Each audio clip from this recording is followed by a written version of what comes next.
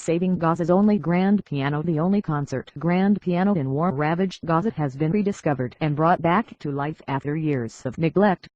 It survived last year's war with Israel, though only just, but was unplayable until a restorer arrived on a special mission from France, and paved the way for a rare concert.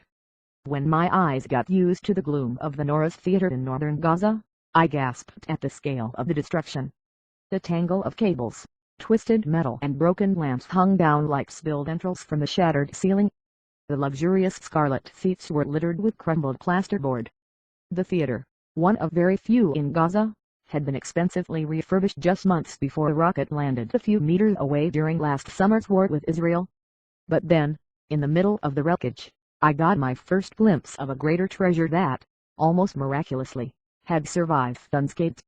On the cracked marble of the stage, dusty but intact, stood a concert grand piano, the only one in Gaza. That's what Claire Bertrand, a young French music technician, and I had traveled to find. But Claire isn't one to stand and gawp.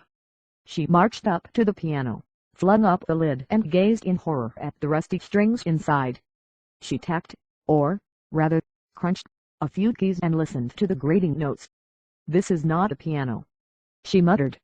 "Everything is dead. There's disagreement about how exactly the instrument got there. It's a Yamaha, and it's believed to have come from Japan. But was it, as some say, an official gift from the Japanese government to the Palestinian Authority? Or was it, as others imagine, an instrument brought by a Japanese diplomat for his daughter to play, and left behind? All that's certain is that it ended up in the late 1990s in the Nawras Theatre. Once, before the piano came, the theatre hosted shows featuring music, comedy, even satire, but with a gradual worse